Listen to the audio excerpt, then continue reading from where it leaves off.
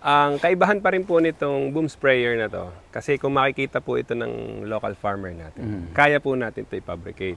But ang special features po nito is yung filter. So without this, magsasuffer po ang pump, magsasuffer din si nozzle kung walang filter. Nagbabara. So isa po ito sa magandang features nito na made in Thailand. Sino po yung nagre-require ng mas malaking tank Yes. at mas maraming nozzle? Sugarcane. Ang sugarcane and corn ay almost similar. Okay. Almost similar. Napapagod yung tao, minsan, wasiwas na lang ho eh. Wasiwas na lang. Ito po, pag sinet mo ito ng ganon, all throughout yan. Yeah. Ano ba to? Parang Akala mo sa for Intramuros mo lang art lang ba nakikita. to? So, ang main purpose nito, sir, ay para hindi masagasaan yung tanim. Aha. Ngayon, pwede na ako mag-spray ng aking mais, even yung taas ang kanyang height ng mais ko na hindi ko siya madadamage. So, yun pong beauty nito ng Kalesa type na tractor na yan. But of course, paglaki ng traktora, di ba sir? Yes. Richard, paglaki din po niyan, Sir Buddy. Yes. Kaya din po ito, pagtaas ng HP ng traktora natin, tataas din pong clearance niya. Pag ito po, Sir Buddy, ang equivalent dyan, 4 na tao. Ilang nozzles yan? Anim. 6 po, So, 6. 6 na tao na yan dapat ang nagtatrabaho ng ganyan before niya makuha yung ganyang area. So, dito po, isang traktora na lang. Gusto mo bang matuto ng agribusiness, crops, livestock and poultry, aquaculture, at ma-inspire sa mga success stories? Agribusiness How It Works!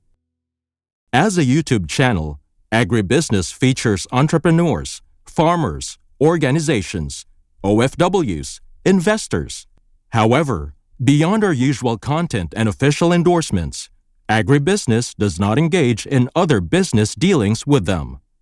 While our viewers and featured individuals and entities may choose to pursue business deals with each other on their own, we encourage them to be cautious in doing so. Magkita-kita po tayo ulit sa Agribusiness Connect. Year 3 na po tayo sa August 8, 2026 at Elements at Sentries. Mag-register na po kayo.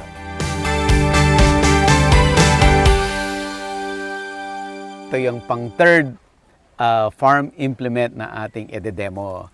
At andito pa rin tayo sa San Jose, Batangas. Kasama pa rin natin ang mga taga-all certified at Greenland. Sir, pakilala ho tayo sa ating audience. Okay, ako po si Edgar Boy, no? Farmer. Dito po kami sa San Jose, Batangas. We are the manufacturing of Greenland, bioorganic fertilizer. At the same time, kami po yung taga Juliana's Cattle Farm who are using corn silage. Ayan. Sir. Sir, good morning. I'm Richard Zuniga, Branch Manager from All Certified Equipment Trading Corporation. Sir Aris. Yeah, good morning. Aris Lico po, Marketing Manager ng All Certified Equipment Trading Corporation. Distributor ng implements na ginagamit sa corn at sa iba pang crops. So, sama-sama ho tayo dito kasi nga kanina pa na-discuss natin mga previous episodes, collaboration po. Kasi ito talagang kailangan natin yung napapanood para sa ating mga Filipino farmers. Okay, sir, discuss natin ano po yung ating i-demo. Ang meron tayo, sir, is the boom sprayer. So, isa to, sir, is bago sa Pilipinas. But in Thailand, they've been practicing this for 5 years, 6 years. Ganun pa rin, farm mechanization. Okay. So, ang kaibahan lang po nito, may requirement siya sa traktora na high clearance tires. So, sa application ngayon, sir, before tillage, pwede tayo mag-spray para sa pre-emergent herbicide. Okay. Kumbaga, Sir Buddy, kung ngayon wala tayong nakikitang damo, yung i-spray natin is pre-emergent. So, yung sisibol pa lang, pinapatay na niya.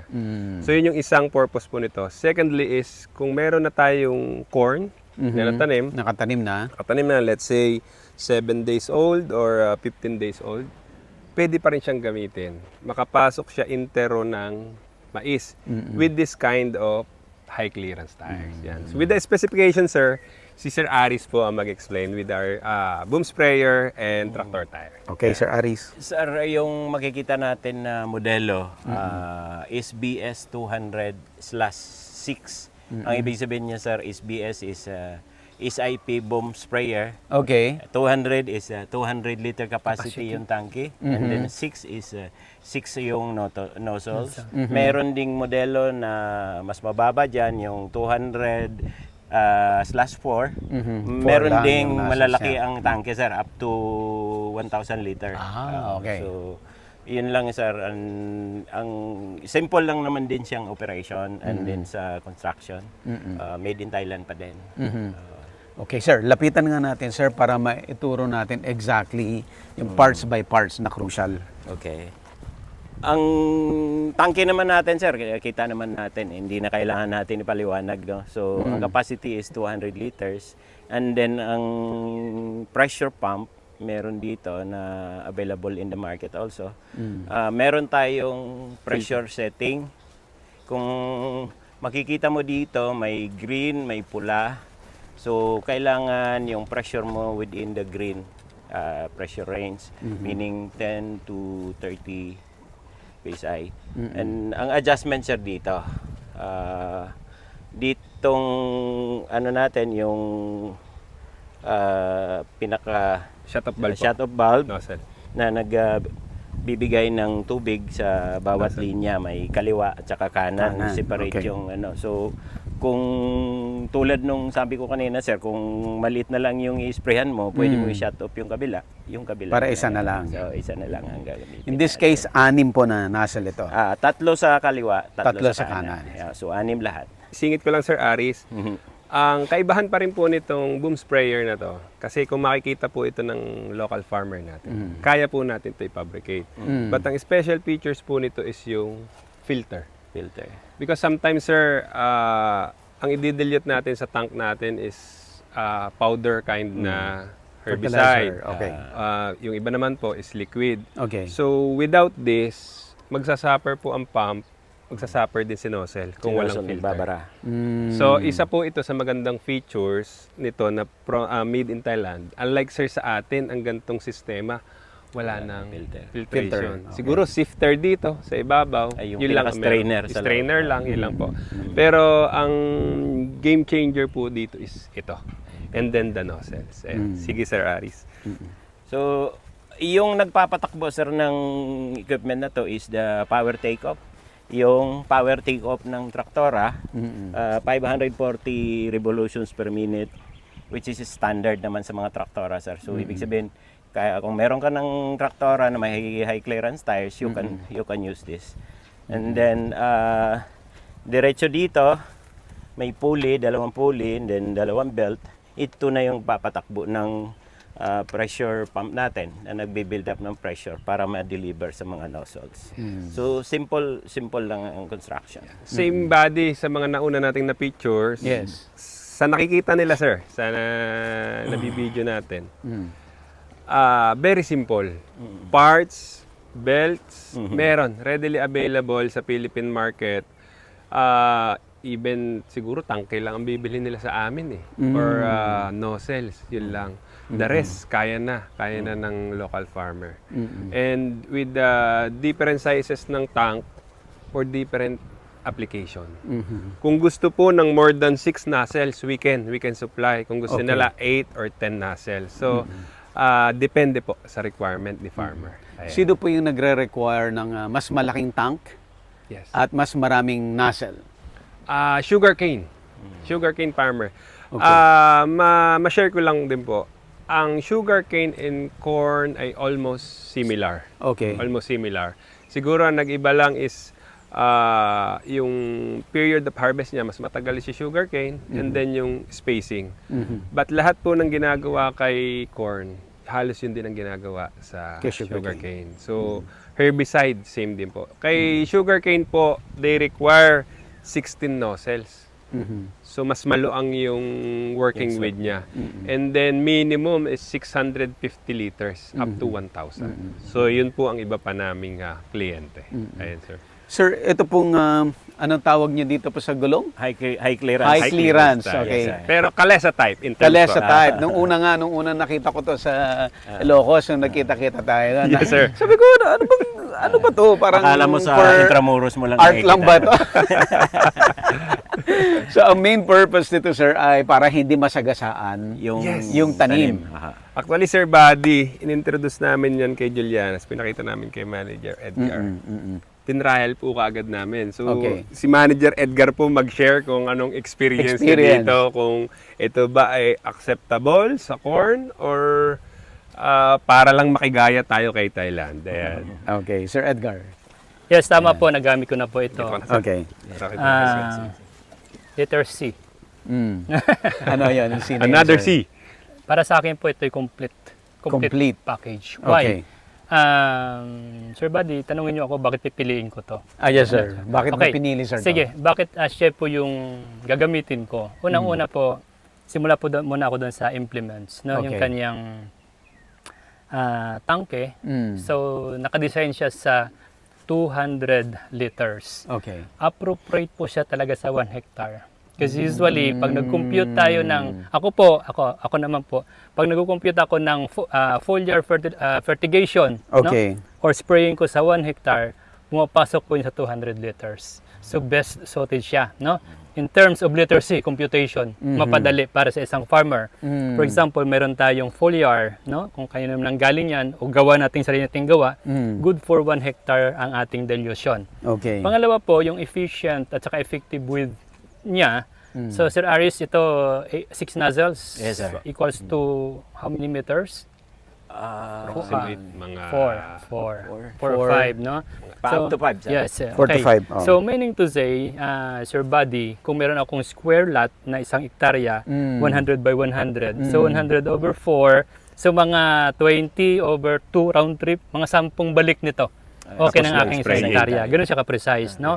I-compare ko ngayon, why mechanization compared to human intervention, manual? Okay. Siguro po ako nakapag-try ako ng, pinamanual ko yan, spraying. 4 na tao maghapon. Okay? Kaya naman, kung tutusin, doable siya eh. No, but I need 4 packs, 4 persons.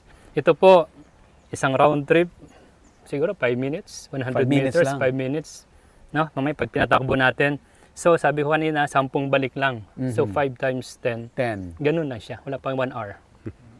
Yes, No? sir. Tapos na yung 1 Tapos na hectare po mo. ngayon. So halimbawa, ulit tayo, sa panahon may forecast, mamayang hapon ulan. Kailangan ko ngayon mag-fertigate. So, or sabihin natin mag-herbicide. No? Pag herbicidal natin, 1-2 hours may effect na yun eh. So napag-spray ako ngayong, for example, 9 or 10 in the morning. And then hapon pa umulan, okay Safe na ako. yun. Safe na ako Effective doon. na siya. But kung na-absorb human ho na. yun, Hindi na kung mawasa. tao po yun, baka kalahati pa lang ng area ko. Ang na-spray na-sprayan. ko. Tapos Kabuting pala uulan ulan. na. Yes. Yes. Ganun po ang medyo kagandahan ng advantage nitong ating mechanization. Ito po ang isang advantage na napakaliit, sometimes negligible. But pag hindi natin tinutukan ng pansin, ito pong sikreto dyan. For example, mayroon tayong application natin is fertilization o kung ano man yon na need to spray. Pag human intervention, pag human kasing gumagawa, Sir Buddy, so normal, di ba ganun? Nung araw, ganun. So, medyo nag-evolve ng konti, battery na siya. Oo. So, ganun pa rin. Sometimes yung tao, hindi constant. Literacy. Yung ano, constant. yung yes. Yung pag-apply. spray. Yes, no? Okay. So, ganun siya. Hindi, nalis yung pagod sa ganun, natanggal natin, battery na siya. But yung effort niya maglakad, atras abante, nababawasan din ang efficiency. Pangalawa po, ang medyo minsan nakita ko doon na medyo napakalit na bagay, pero hindi siya natin palagpasin, yung nozzle natin, positioning ng nozzle. Okay. Once na nakalingat yung ating applicator na ganun niya, Iba na. Iba na Yes. ang direksyon. Yes. Pangalawa po, napapagod yung tao, minsan, wasiwas na lang ho eh. Wasiwas na lang. Ito po, pag sinet mo ito ng ganun, all throughout yan. Yeah. Pag ito po na-adjust, Sir Ares mo, Yes, yes, sir. itong kanagandahan po nito. Ito, ma-adjust mo siya ng height. Diba ho? So magdedepende siya sa height ng mais ko. Yes. Kung may requirements ako ngayon na 1 foot from the top, the crown of my crop, kayang-kaya ko pa siya Itaas mo i-adjust. siya. Itaas ko siya or ibaba ko siya. Yes. Pag tao po yan, once na na-brief ko siya, okay, yes yan.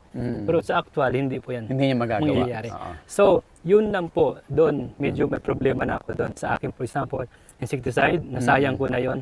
So, another cost na wala na sa akin. So, yan po ang kanyang uniqueness nitong implements na ito. Pupunta ako ngayon dito sa kanilang tractor. Sige, sir. Ayan. So, okay. So, Massey Ferguson, Massey Ferguson, bumula. Wala. No? So, ang isa po sa na-request ko sa kanila noon, itry namin tong Kalisa type or slim tire.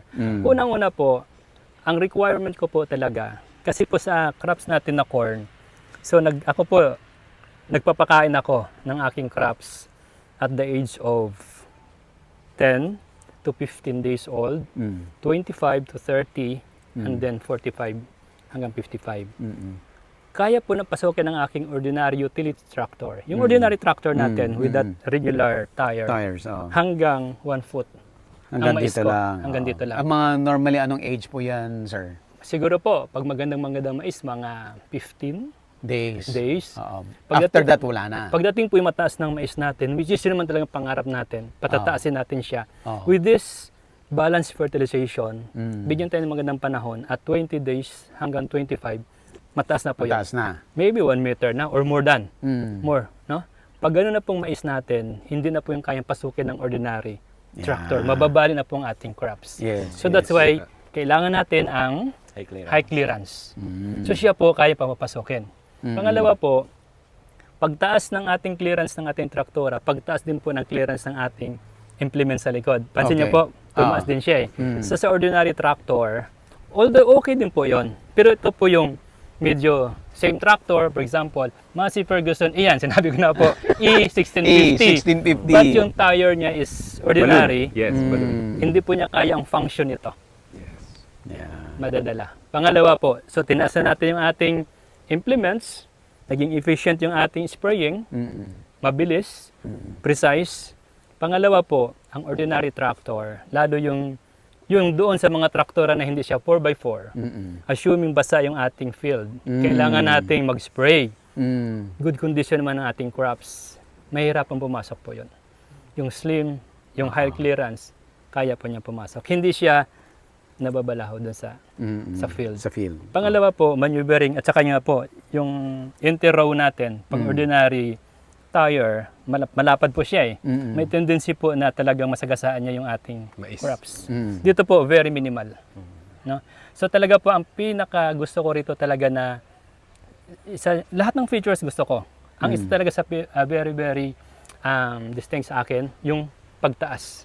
Yes. Pagtaas Yung ng tataas. clearance niya. So, ngayon, pwede na ako mag-spray ng aking mais even yung taas ang kanyang height ng mais ko na hindi ko siya madadamage. So, yun pong beauty nito ng Kalisa type na tractor na yan. But of course, paglaki ng traktora, di ba sir? Yes. Richard, paglaki din po niyan, Sir Buddy. Yes. Kaya din po ito, pagtaas ng HP ng traktora natin, tataas din pong clearance niya. Oh. Kanina pong tanong, para kanino ito? Sino nagre-request ng ganitong size? Yes, Okay? Tama po yung sabi ni Sir Richard, no? Yun ang mga common crops na gumagamit nito. Ako, para sa akin, okay pong cane, okay corn. Ako po, ang sagot ko po doon si Richard, tama po yung sagot niya, pero ang sagot ko po, paglaki ng area. Yes. Dapat po paglaki ng Tractor. tractor at saka paglaki ng implements. Why?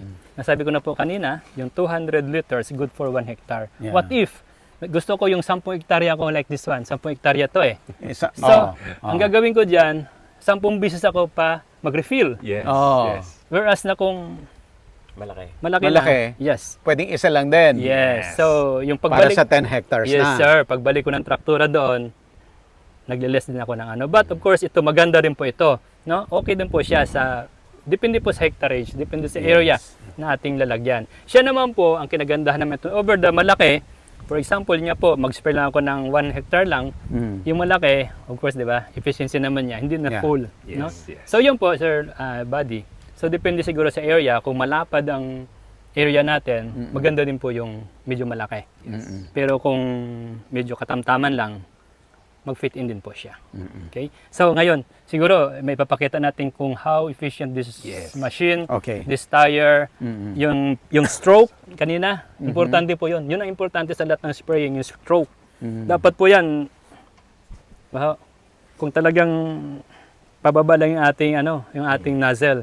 Sana supposed to In pababa direction, lang. Yes. in direction. Iba naman po yung crops, of course, mga puno ng mangga. iba Iba naman rin. pong Ibang design application noon. dyan, yes. Ito po, I'm speaking only sa crops ground. natin, which is mais. Mais. Oh, so, Okay. pwede natin So, siya pakita i-try. ho natin. Yes. Tingnan natin, sir, yung actual na demo. Ito po, calibrated din ito.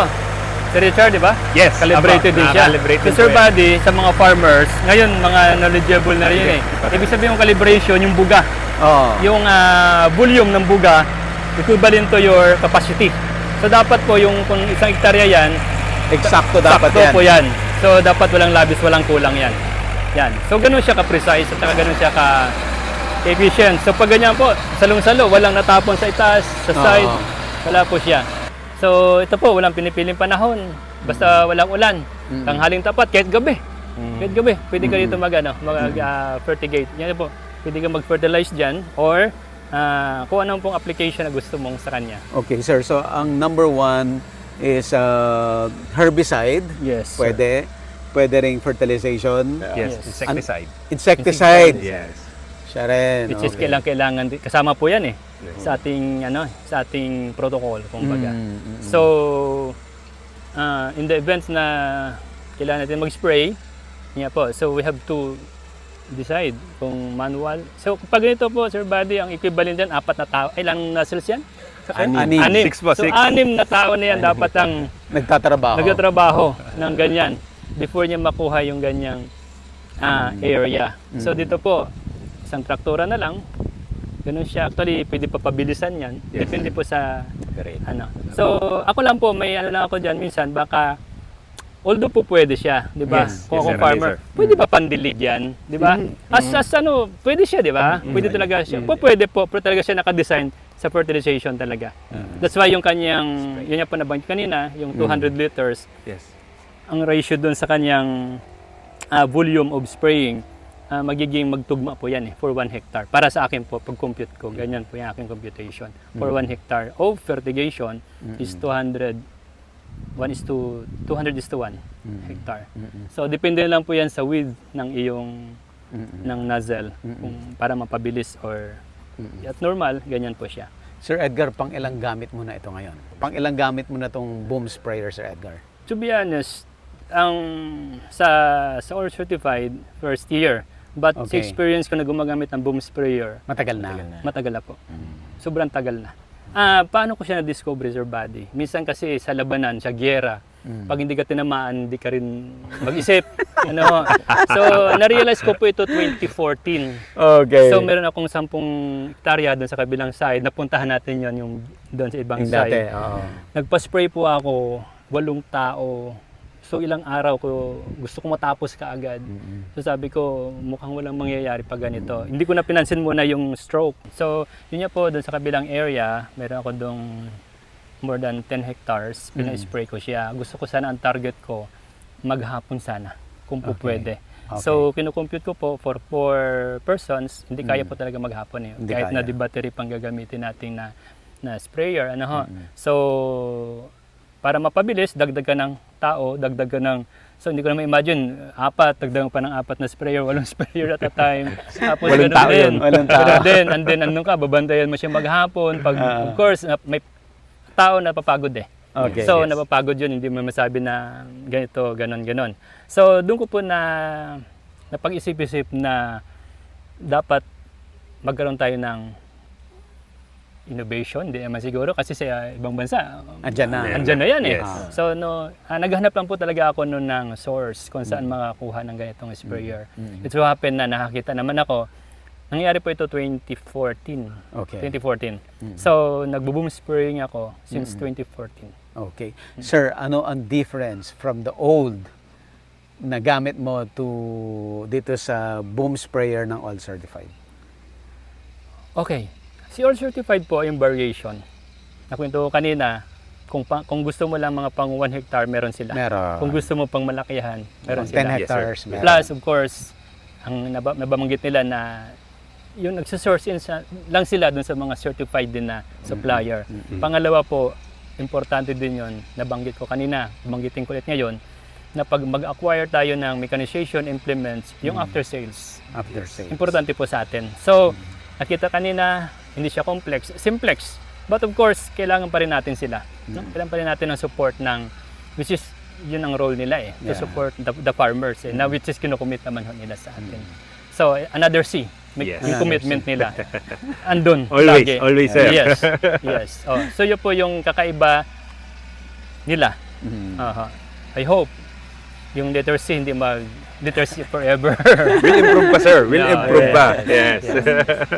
Okay, so far nakita na natin paano nag-work yung boom sprayer. Sir, ano pa ang kasama dito sa segment na natin to? Yes, in actual field, in actual plantation, after ma-spray, for example, insecticide or herbicide, whatever, magpapakain tayo ngayon.